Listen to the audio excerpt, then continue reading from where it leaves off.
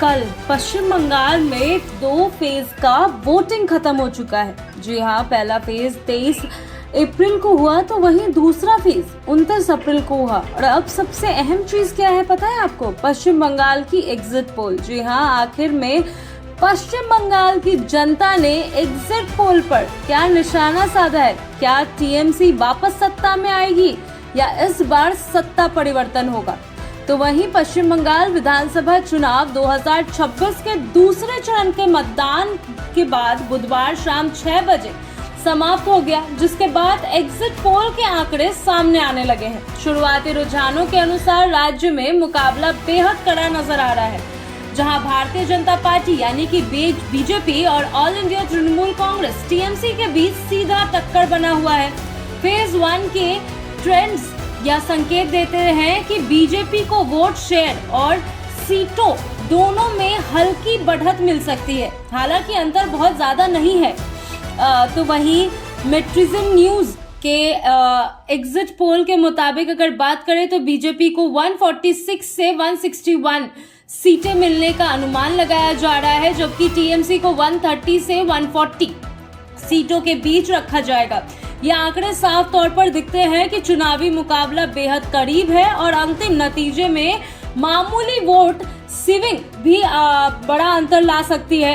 इस exit poll ने यह भी संकेत दिया है कि दोनों प्रमुख दलों के बीच कांटे की टक्कर जारी है और किसी भी पक्ष को स्पष्ट करना बहुत ही मुश्किल है। तो वहीं अगर हम फेज 1 की बात करें तो फेज 1 के एग्जिट पोल ट्रेंड से जो सबसे बड़ा संकेत मिला है वो है कि बीजेपी को सामाजिक आधार पर व्यापक समर्थन मिला है। अनुसूचित जाति यानी कि एससी, अनुसूचित जनजाति यानी कि एसटी, अन्य पिछड़ा वर्ग यानी कि ओबीसी और स्वर्ण हिंदू मतदाताओं का झुकाव बीजेपी की ओर दिखने को मिल रहा है। इस तरह का बहुस्तरीय समर्थन पार्टी को संचालक बढ़ते हुए नजर आ रहा है, यानी कि अगर हम बात करें तो बीजेपी कहीं ना कहीं आगे बढ़ते हुए नजर आ रही है, अगर एग्जिट पोल के मुताबिक है ये। जी हाँ, ये मैं बार बार बता दूं कि ये पूरा जो बीजेपी जो आगे बढ़ती हुई नजर आ रही है फर्स्ट फेज में, वो एग्जिट पोल के रुझानों की वजह से, जिससे वो कई क्षेत्रों में मजबूत स्थिति में भी देखने को मिल सकती है। वहीं अगर बात करें टीएमसी की, तो टीएमसी के लिए मुकाबले में बने रहने का रास्ता मुख्य रूप से मुस्लिम वोटों के एकजुट समर्थन और ग्रामीण क्षेत्रों में उसकी पकड़ पर निर्भर करता दिखाई दे रहा है। तो बात अगर करें तो मुस्लिम वोटर्स जो होंगे टीएमसी उस पे और ग्रामीण क्षेत्रों में जहां ग्रामीण वासियों को टीएमसी द्वारा दिए गए लाभ पर वो निर्भर करते हैं, उस पर कहीं ना कहीं टीएमसी अपनी पकड़ बना सकती है। राज्य का कई हिस्सों में टीएमसी का पारंपरिक ग्रामीण वोट बैंक अब भी मजबूत माना जा रहा है, जो उसे इस चुनाव में प्रतिस्पर्धा बनाते हुए दिखता है। तो वहीं मुस्लिम मतदाताओं का ध्रुवीकरण भी टीएमसी के प्रदर्शन में निर्णायक भूमिका निभा सकता है। जब इलेक्शन से पहले जब बहुत तरीके की बातें उठी थी, जब जनता से बात की गई थी, तो बहुत सारे मुस्लिम वोटर्स ऐसे थे जिन्होंने बोला था कि इस बार भी टीएमसी ही आएगी, वो टीएमसी को ही वोट देंगे, वो ममता बनर्जी को ही लाएंगे। तो वहीं ग्रामीण क्षेत्रों की अगर बात करें तो वहां पे भी जब हमने बातचीत की थी, वहां से ही सेम प्रस्ताव आए थे। तो कहीं ना कहीं ग्रामीण और मुस्लिम दलों में ज्यादा टीएमसी को समर्थन मिलने जा रहा है।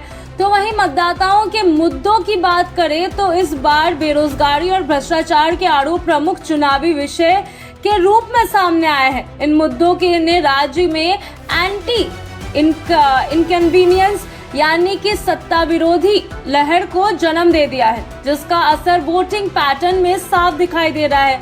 यही कारण है कि टीएमसी को कड़ी चुनौती का सामना करना पड़ रहा है, जबकि बीजेपी इन मुद्दों को भूनने की कोशिश कर रही है। जी हाँ, हम जानते हैं जैसे कि पश्चिम बंगाल में अनएम्प्लॉयमेंट रेट जो है वो काफी हद तक बढ़ता जा रहा है। यहाँ पे इंडस्ट्रियलाइजेशन की कमी हो गई है, जिसकी वजह से अब लोग सत्ता परिवर्तन में कहीं ना कहीं जाना चाहते हैं। तो वो रुझाने भी सामने आ रही है। मतदाताओं का जो अब अनएम्प्लॉयमेंट को लेकर, भ्रष्टाचार को लेकर जो उनकी बयानें थी, दलीलें थी, वो भी सामने आई है, क्षेत्रीय स्तर की अगर बात करें तो क्षेत्रीय स्तर पर भी मालदा जोन टीएमसी के लिए एक महत्वपूर्ण गांठ बनकर उभरा है। इस क्षेत्र में पार्टी को मजबूत समर्थन मिलने की संभावना जताई जा रही है, जो उसे चुनावी संतुलन बनाए रखने में मदद कर सकती है। मालदा और आसपास के इलाकों में टीएमसी का प्रदर्शन अंतिम नतीजों पर असर डाल सकता है। जैसे कि हमने देखा था मालदा में शुरुआती तौर पर ही जब से एसआईआर शुरू हुआ है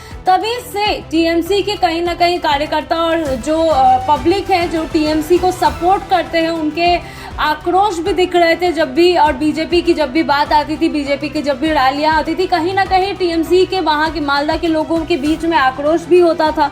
हालांकि इन सभी एग्जिट पोल के बीच यह ध्यान रखना जरूरी है कि इनका मार्जिन ऑफ एरर लगभग 3% प्लस या माइनस की अगर बात करें, प्लस भी 3% हो सकता है, माइनस भी 3% हो सकता है। इसके मतलब है कि वोट शेयर में मामूली बदलाव भी सीटों के आंकड़े को पूरी तरीके से बदल सकता है, इसीलिए अंतिम परिणाम पूरी तरीके से अलग भी हो सकता है।